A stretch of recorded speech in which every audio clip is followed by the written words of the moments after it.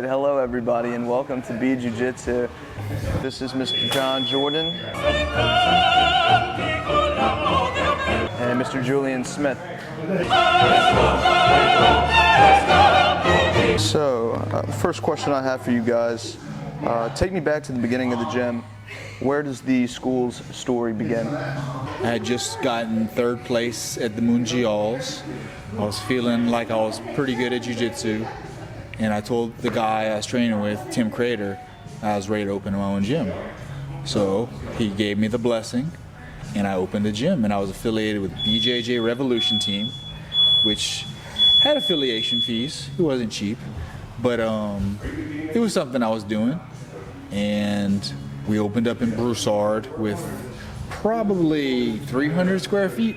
Yeah, not too much. Not very much mat at all. And man, we had so many people come through this gym. It was crazy. We had yellow mats, and we had graffiti on the walls. We had a big graffiti of Galactus eating some galaxies. Then we had a graffiti over the mats that was like, it looked like Goro from Mortal Kombat, like fist fighting a bunch of like, I don't know, like ninja assassin dudes. God demons or something. Yeah, they didn't have eyes, but they were like these like weird face mask guys. And then we had a Ninja Turtles mural too. It was pretty cool. It was a cool spot. And then we moved to Youngsville. I got Gracie certified, but in that motion, I was not allowed to do dual. I don't remember what Rodrigo Medeiros called it. I think he said dual affiliation. Yeah. So that was it for BJJ Revolution, but I was already a black belt at the time, so I was able to still compete. I just had to form my own team because the Gracies didn't have a team. And then after Youngsville, I was able to find this place, but it took us a while to find a place downtown that we liked. Yeah, and there's like a little bit in between that too. In between, like after John finished with his business partner in Youngsville, for a moment there was kind of like, what are we gonna do? John was like, man, I'm gonna start all over, open another gym, this is a lot. And you know, obviously after something like that, you're gonna feel a little discouraged. And you know, Cutter really played a big role of pumping this guy up, pumping him up. And then brought me on too. And then we all three were like, dude, let's try one more time, let's do something together. And that's kind of how this came about. And it took a while, but there's kind of like a little underground story there where we just literally trained in one of our brown belts' garages, Brady. We trained in a CrossFit gym, and we trained in my backyard. And I want to say that was probably at least 6 months, close to a year. Yeah. We were training basically rogue, you know, outside on mats at my house. It was a lot of fun. It was a fun season. Yeah. That was like a little in between before we got here. And then we were able to do a big construction on this place. Took us a while to open up. Completely transformed this place. Yeah. It was a tattoo shop. Yeah. Right, I saw that on Google. Yeah, so there was like bars up front. Yeah, we put the glass windows on. There was like this little entry. This was all outside. Where the wooden bars are was the door. So we knocked stuff down. Yeah, built a lot. That's what brought us here. When y'all were training in the backyard, let's say, or in the garage, were y'all charging a membership fee at the time, and had y'all retained y'all's members up until that point? No. No. We retained a lot of guys. A lot of guys didn't follow me from the Gracie gym because the Gracie curriculum was, well, there's like two sides to that. Like I was like the weirdo for doing sport jiu-jitsu because they were like pretty much self-defense. And like in my head, self-defense is like The beginning, and you keep it with you, and then you practice jiu-jitsu on people who know jiu-jitsu, and you slowly, it becomes a sport because you're doing jiu-jitsu versus a trained opponent versus only training for people who are untrained. But the gym like kind of never like moved in that direction. It kind of just like was on self-defense mode all the time. And there's a lot of arguments that people say, like, you got to keep the sword sharp. You never know. There's a saying like, you don't pick the fight picks you. Are you going to be ready, kind of thing. So yeah, there's a mindset for self-defense schools. That has, you know, it's valid. But that gym never really like progressed, and like I never really got to have much value besides the self-defense thing. So the people who did come, which was like 4 or 5 guys maybe. From Fight Sports, a lot of them from his original. Right. So we had a couple guys follow us, but no, man, we pretty much started from scratch over here. Yeah, we did at one point when we were training in the backyards. There was no fees, but we did have up to like 20 people training in the backyard. 15, 20 people, you know, at a time. On average, it'd be about 7 We of take us. turns because we were limited on space. Yeah, but there'd be a bunch of people training, all for free. So why did fight sports come to an end? Why did y'all move on The to? lease ended, Oh, okay. and we needed to expand. It was a situation where it was like, it wasn't like dangerous, but like if everyone was doing just at the same time, people were bumping. It was like too crowded, so we had to expand. And that's when the business partner that I went with, he found a really good location, and like, you know, the whole Gracie plan was like really cool because they like taught you how to teach, they taught you how to like, you know, they Sell merch. yeah, they taught you a lot of stuff that like you don't really learn by just doing the sport. So Yeah. it was a positive. It was positive. So how many instructors were there in the beginning? How many students did y'all have? What did y'all charge at the time? And how did y'all pay y'all staff? Just one. Well, yeah, I was the guy who was teaching, but because of all the training I had gone through, I learned how to teach instructors how to teach, be a likable guy. And I mean, a lot of the guys it comes natural to, but also like teaching a technique. There's a formulaic kind of way to approach it that like is really strong. And I mean, we don't always abide by it because, you know, sometimes it can feel a little like robotic, but yeah, so it was just me at first, and then I taught these guys, and then they would come to the class where I'd teach, and I'd kind of like give them a portion of the class to practice. And they weren't bad, but they were like definitely not comfortable. And you've seen a lot of growth. The price hadn't changed a whole lot. I think it was like $10 or $15 less than what it is now. It was like $150 a month, and now I think it's like $165. I say I think. Back in the day in Fight Sports, you were giving it away. No, it was more expensive. It was $200 a month. Oh, I guess I was getting a good You deal. were getting a deal because you rode your bike to the gym. Yeah. Yeah, I used to ride a bike to work. I was I like, went to the gym at I'll give one you, point. yeah, Yeah. I give you the old school Yeah. discount. I think I was paying $1.15. I was the most expensive place. It was ridiculous. And I was late every month. Come a long ways. All of us have. So y'all had that trust though to where. Oh yeah, man. Even if- You know, I showed up to train. Yeah. You knew I was gonna show up. Yeah. So Very nice. and we're kind of like that here. You know, we have our prices, and we want to make money here, obviously, but we really love helping people train. So you know, we want to make sure that money's not the reason someone doesn't train. We're gonna find work for them. And we like to make, that's another, you said how do we pay the guys? Usually we would exchange. I'd be like, listen, you know, some guys I would just say, if you just show up 6 days a week, I'll help you. So there were some times where I had to have some conversation with guys, and there's some times where I'd just be like, hey, it might make more sense for you to pay now. And it did. It did make more sense for those guys. So that's kind of how it worked. Okay. Very nice. How did y'all get the word out about y'all's gym in the beginning? Really word of mouth. I would say we're not social media gurus by no means. Good jiu-jitsu. That was a big part of it. You know, people would come, and you know, we're in Lafayette, Louisiana, so it's not like we're in California, the hub of jiu-jitsu. So we're over here doing sport jiu-jitsu. We're watching all the best in the world, trying to mimic what they're doing, and people would come here and they would notice we had a different style. We were doing different things, and so kind of word of mouth that way. Come over here, get a little bit of a butt whooping, and tell their friends about it. Well, yeah, and then sometimes, and this isn't to say anything derogatory, but we'd have some guys who we'd been training with a while. We're like blue belt and purple belt level, but we'd have visitor higher ranks come in and have really, really hard roles with these guys, and they were just like shook. They were like, man, how are these purple belts so good? And we're like, oh man, we train every day. You know, and then slowly we started to get more guys, and we had a funny thing in our gym. Like most gyms are mostly white belts, or at least I feel that way. We have Yeah, and we have more color belts than white belts. Y'all retain them.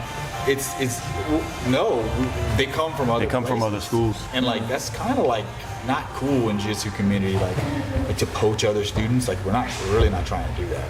Mm-hmm. It's been happening. It's like I don't know what to say. I did, but most of the guys who come over, like they're straight up sport guys, and the gyms that they're coming from are more like, a mix, like an MMA gym or like, you know what I mean? Like it's not just jiu-jitsu. Yeah. They're not really looking to do MMA. They're looking to compete in jiu-jitsu, and so it makes more sense for them to go to a school that all we do is compete in jiu-jitsu. Right. Mm-hmm. And we're not particularly like pushy guys. Like, we don't even make guys compete in jiu-jitsu, whereas at other gyms, sometimes coaches push guys to compete in different things. I mean, this is like a lot of weird pressure that we don't put on guys, so. No forced contracts. Oh yeah, we don't do contracts. Yeah, we offer them, we don't force them. No pressure cells. In some situations, two guys are locked in the contracts, and we're like, look, man, we know you want to train with us. Just train with us until your contract's out, and then we could get you lined up. Mm-hmm. So we've done that for guys who are like in a pickle, and they don't want to like break their contract and pay the fees or whatever. Like, just keep training with those guys, but just come train. Train as much with us, train with us as if you were fully enrolled already, and it makes sense. Very nice. You out here? Yeah. I might catch y'all tomorrow. So what were y'all's biggest expenses in the beginning, and what are y'all's biggest expenses now? Biggest expenses, I guess. There's two big ones. Obviously, the mats and the subfloor. There's a floor below this to help cushion the impact. But merchandise, man. I outsourced to Pakistan for everything, so I've got a big hand in like the design of everything. So getting the designs for the gis, the shorts, the rash guards, the belts. We literally have to have a hand in everything. It's not like you go to let's open a jiu-jitsu gym store. You know what I mean? So like even down to the stitching, down to how many layers, down to the weight of the canvas we're using. Like it's pretty intensive, because otherwise if you don't specify it, you're gonna get like some pretty low quality stuff. I think that was more expensive than the mats, the initial uniform buy, because 30 kids uniforms, and then 100 adults uniforms. There's like rash guards, t-shirts. Still, you get a pretty good price because you're getting it from Pakistan. But shoot, It adds up. but then that doesn't account for there's a lot of trial and error, because you get sample uniforms at the beginning. Be like just to make sure you can like work through like, oh no, I don't like that the way the lapel, the foam is inside the gi, or oh no, you know what I mean, there needs to be an extra layer on the knees on the pants, or you know what I mean, I don't like the drawstring, I want a wider drawstring. There's a lot of things that can be like but I wouldn't say fired, but I've let go of about 6 different distributors because of different stuff. Like whether the shorts weren't right, the rash guard, because sometimes it is their fault. Sometimes you send them a design and they put the logo wrong. Like one time I sent them a design for our logo, and it looked like they just typed it on a computer, because the font was like not the font I sent. And it was like, I was so mad. Oh yeah, it's a bad feeling. How much money do you think that trial and error costed you? Just wasted product. It's hard to say, because like it's more like we came out even a couple times, because you get the gis, and even if you burn half of them, because you could sell them marked up, because when we mark them up, we keep it industry standard, but we get a bigger margin because it's cheaper in Pakistan. So we got about, I'm not gonna say we had half of them that were trash, but there's some where our profit margin was lower because we had to burn. I say burn. We found ways to use them Or give them. Yeah, give it away. There's some people who are happy to have them. Yeah. But yeah, so we never took hard losses, but we definitely were like, could have made more. But now we got everything on track. We have a good distributor right now. We're still kind of shopping for shorts, because it's hard to find good shorts.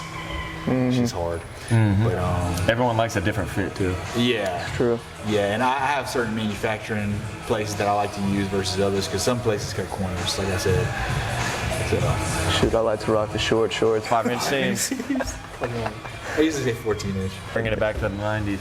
That's right. For this 70s, 80s. No, you. 90s with the 14-inch 14-inch? below the knees. Here, dude. He likes it below the knees. Come on. Has Be Jiu Jitsu's focus changed since the beginning, since the first gym? What was the school's primary objective at that time when you were first starting out? And what is the school's primary objective today? When we first started, I think we were trying to like do it all. You know, we wanted to have a self-defense women's program, a self-defense adults program, a sports program, a kids self-defense program, a kids sports program. So we had to just sort of like have like a triage of things. Like, okay, well, we got to start with the self-defense, blah, blah, blah. And you know, some along the way, you know, just because we know a certain sort of thing, not all the instructors were able to get on the same page. So it's sort of like you don't want to show up to your class and have a substitute teacher teaching something completely different than what you've been learning. So we wanted to find a way to have everything glued together. So no matter who's teaching, it's going to be a great system because we're having a real hard problem with like getting everybody there. So slowly it started morphing into like what came natural to teach, but still fit into that mold. And then also like I see this problem today, so I was able to kind of adapt. But you see guys who come to a straight up self-defense curriculum, and when it's time to transition to the more expanded curriculum where they're using jiu-jitsu against jiu-jitsu, not jiu-jitsu against the untrained, they have a really hard time because all the stuff that the bad guys in those guys, the indicators that the bad guys were giving the good guys, like the techniques that you're applying for the situations aren't situations that you encounter with somebody who knows how to move in jiu-jitsu and knows how to posture. And so we have changed our curriculum significantly to consider that we want those white belts to learn techniques that's going to be able to carry them all the way to black belt. Try to get rid of that hard transition they were having.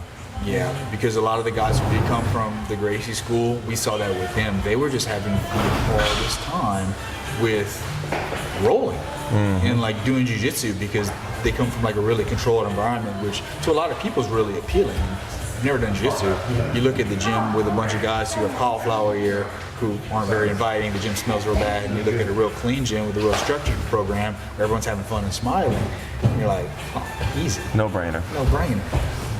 But You might get bored of that eventually. Well, that's what happens. Might want a little more. Well, that's what happens, and then that's where the problems happen, the struggle. So we wanted to find a nice middle ground, more smiles. Yeah. Smell good. It does smell good in here. So what do y'all find that your students want, and what do the parents of the children in your kids' classes want for their kids? They deflect to us a lot. You hear a lot of people say for the kids, they want their kids to have discipline. But the unfortunate thing is sometimes we're the last thing that people try to do. So the kid has been kicked out of baseball, they've been kicked out of gymnastics. They just have behavioral problems that sports might not be enough for. So they come to martial arts thinking that we're gonna be these, man on the mountain, you know what I mean? Like the guru guy who's gonna magically snap their, and it's just unrealistic. So sometimes we have parents expecting more than is possible. And you might see another martial instructor who claims that, but I think that's, a Band-Aid on a bullet hole, And in one-on-one type situations, you might be able to add more to that situation and help that kid, but you're taking from other kids. Right. If he's very disruptive or she's very disruptive. Right. All we can really do is be like, hey, group classes aren't a great fit. We know you want more discipline for your kid, and that's why you came here. We would recommend private lessons, and that's sort of how we handle the stuff we can't handle. The adults' expectations, they usually let us take the wheel. Sometimes they have expectations, that are like, we don't like morally like line up with. They'll say like, I won't be able to kick someone. I prefer it if we Kept it on the mats. Yeah, I always remembered the Gracies like would say stuff like they'd put you in these like really funny predicaments. They'd be like, so what if you're out with your wife and someone spits in her face? And like it's like the funniest thing because like you know what I mean, the most masculine thing would be like, well, you know what I do, you know what I mean? I Slam him over the table. take my flip flop off and beat him, you know what I mean? Like that's not what they'd say, but no, they'd be like nothing, bro. You just can't do nothing. You just leave. And like that's a hard pill for a lot of guys to swallow, but it's a cool thought experiment because you're like. I was like, what do you put in my? I don't know. I personally, I'm on the fence. I think I would probably have. I think I would, if somebody would spit in my wife's face, I think I would detain them and get the cops involved. I would put them on the ground, call the cops, and get battery charges. Use jiu-jitsu to show restraint. Yeah, I wouldn't smash their teeth in, even though I might want to. Yeah, it's a pretty fair compromise. Both sides. Yeah, there should be consequences for people who spit on. Yeah, it just depends how many people are looking too, you know. Kidding. It's an alley. It's just an alleyway. It's dark, you know. When y'all were first setting up y'all's gym, was there a lot of red tape talking about regulations, tax forms, employee forms, etc.? Just meeting compliance with like ADA, stuff like that. That was about it, right? As far as I know. But I mean, like, Wasn't it's a whole not like lot of it's red not tape. like there was somebody hovering above us. Is we knew the rules. We wanted to toe the line. We didn't have employees. Yeah. We're the owners, so we didn't have to worry about that kind of stuff. But we did have to worry about, you know, Having the money to build it. Having the well, money. yeah, we got Investing. very unlucky with a couple subcontractors. We did lose money on that. That was a crazy situation. We had a plumber who just quit halfway through. He took the money and ran. And did the job wrong too. Yeah. But we also got lucky. We found another guy, We great found a guy. guy who wanted to trade services, and he Plumbing with Pierce. Yeah. Plug. plumbing with Great. Pierce. Pierce the plumber on Instagram. Follow him. Yeah. Great plumber. Yeah. Cool guy. Get it, cool Pierce videos. Plumber. Yeah. He still sucks at jiu-jitsu. I was kidding. So, I imagine though that when y'all were first starting out, y'all wanted to get straight into it. It's, you know, y'all know what y'all do. Y'all train jiu-jitsu. Y'all want to teach people jiu-jitsu.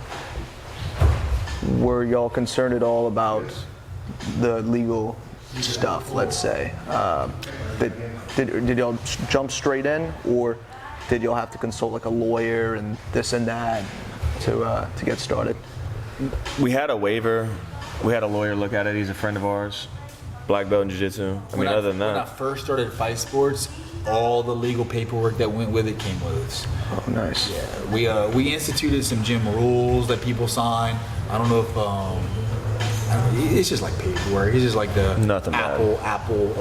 What's it called? Waiver. Agreement, Like yeah. people just sign and click. They don't read it. So I mean, there's a lot of gyms that operate without liability waivers in the state of Louisiana, just because of the fact that, you know, as long as we're not doing anything like crazy negligent, like you assume the responsibility, you know what's up. You're a consenting adult. You know, if you're not wearing a mouthpiece, you acknowledge that you should. You know what I mean? Right. Like, you know that like little finger bobos are gonna happen. You know, we've never had a legal problem. Fingers crossed, but you know. Indeed. So I feel like, you know, a lot of people, they get that red tape and it's like, I'm just ready to go, ready to roll. And then it's like they stop, you know? Definitely can't stop, but we also had 3 people on the job. And if I ever wasn't eager that day or had any concerns, we had another partner that's just ready to go. So we had a lot of teamwork in that way, you know, always motivating one another. Made things a lot easier and a lot less headache.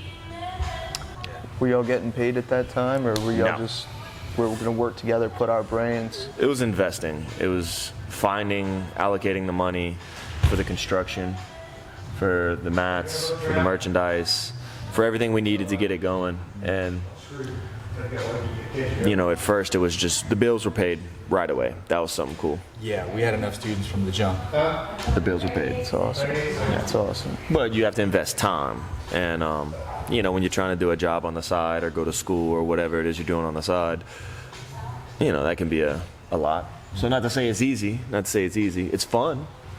I can say that much. It's fun, and it's hard work, but it's fun. That's kind of how it is at first, I would say. Nice.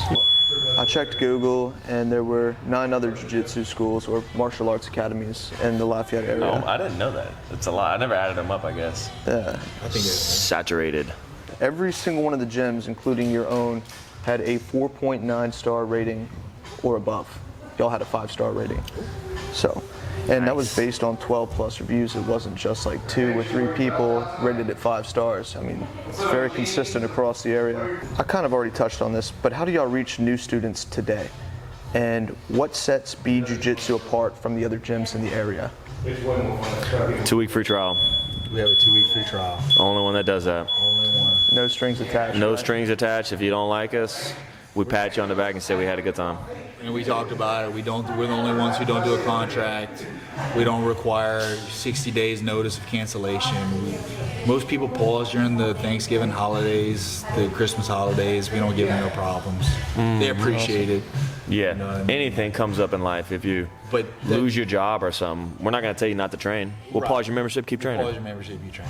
Yeah. So, not the probably the smartest business model, but I mean, like, we're not going to drive Bentleys there's not a jiu-jitsu gym that still has a soul that drives a Bentley. You know what I mean? Like, we're all going to have other jobs. This is a fun mailbox money situation, and it's like, Julian makes it work for sure. But I think he has goals to like get a trade under his belt. I'm a little preoccupied right now, leveling up. Our other guy is doing work out of state right now, so it's like when one person puts the ball down, the other one picks it up, and we carry each other. So having 3 owners is hard. You know what I mean? Like this would probably make more sense with one guy cashing the checks. Yeah. But it's not what we did. It's not what we signed up for. And, We're making it work. we're making it work. Yeah. And any challenges we've had, weren't that hard to overcome, honestly. So that's one thing I can say. We got a good team. And nothing squashes beats like wrestling with each other. Dude, that's it, man. Suplex someone and problem solved. I was literally going to ask, do y'all have a system for working out disagreements? Yes, There you go. Suplex. No, we have meetings. We talk. Yeah. There's And I mean, very little of that. There's Very not little. a lot of hostility because like me, when something's wrong, it's like it's just scratchy. Y'all have a synergy though, as far as are some of y'all left brain, right brain types, and y'all work together, or is it just kind of I feel like everybody? my Yeah, I would brain say. side changed. I feel like I'm more freaking anal now than I've ever been, but I think it's because I'm getting older. But no, I mean, like Cutter's probably the most laid back, Julian's the middle, and I'm probably the most high strung. Nice. Yeah. It works very well. John's got a lot of knowledge of how to run a jiu-jitsu school and how to build a curriculum and also just how to be good at jiu-jitsu.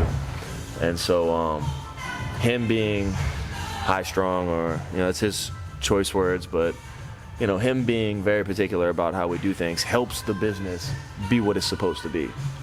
So it works out very well, me being in the middle, I'm like, I see everyone's faces all the time, so it's big smiles, handshakes, and it's really easy for me to do that. It feels natural. And then and Cutter, laid back. He's behind the scenes sometimes, doing a lot on the But he's website. also like low-key disciplinarian. Definitely. No, he comes in with those kids, and he does an amazing job with the kids, keeping them in line in a very good way. And also, he's able to do a lot of the stuff that, man, it would take me so much time to figure out, and he does it on the back end. Handles a lot of that. And then we all come in here and train. We all offer something different to the mats, so that's really cool too. Awesome. Wish you were here, Cutter. He's here. In spirit. He's not dead, but we'll get him on the next. No, he's watching. Camera. He's tuned in. What's up, Cutter? Hello, Cutter. What's up, buddy? All right, so we're getting to the bottom of the list. I kind of already asked y'all this, but how do y'all keep the lights on here at the gym? What is the main source of revenue and y'all's biggest expense? Membership, base revenue. The merchandise helps a bit. That's where we're at for now. It's mainly like how do y'all stack y'all's kids class versus adult classes? We do better with the adult classes. I think maybe location, but the kids are growing. Kids are growing. Yeah. Y'all began in 2019, correct? 2020? 2020. After COVID. No, we started in 2021. Like the mask mandates were still on down here when we did start opening and everything. Right. So if that helps with the time frame. That was so weird. Scary opening a business during that time. People thought we were crazy, but they didn't understand how hooked people get on jiu-jitsu. Like, we knew that. We're off the bat, we were fine. But people were like, "You're gonna open a what downtown?" Because all there is downtown is restaurants and bars. I mean, there's a child's museum, there's a shoe store now. Yeah. But it's like Now we got a few things, you know. yeah, We got the CBD down the road. yeah, CB place. We got some daytime stuff. The coffee shops are popping. Plug, Rev Coffee. Let's go. So how did y'all create y'all's website? Who runs your social media page? And what do y'all people want to see in regard to BJJ in the digital space? I deflect. So, one of our business partners built the website, and then Shout out, Cutter, and then we upgraded the website since then, and have had a guy help us. We traded labor, so you know he does jiu-jitsu, his kids do jiu-jitsu, and he helps us with the website. He's still helping us grow the website, so any changes we need, anything new we see that we like, he'll add it to it for us. And then you know, Cutter collabed with him a lot too on keeping it clean, keeping this look that we want. And then as far as social media goes, you know, we have more than one person running it. We don't have one person running it. I would say that you know, I'm doing about half of running it and learning all the time. So, you know, we're taking inspiration from pages we like. Really, we see stuff we like and we're like, that is cool, that is clean, that's professional, that's funny. Whatever it may be that we like about it, that looks really cool and tough, and man, those guys are doing some cool techniques, that looks cool. Whatever it is, we're trying to, you know, take inspiration from other pages and add it to ours in a way, you know. And down the road, it might be something that we invest more into. But right now, we're really building our merchandise. We're building a yoga program now. We got a lot in the coals that we're working on, and social media is on the back of our mind all the time. And we're just trying to do it ourselves right now. So, Do you guys have any plans to franchise and or move your brand, your merchandise outside of the gym, expand outside the walls? that's the dream. That's definitely, we've talked about. Definitely.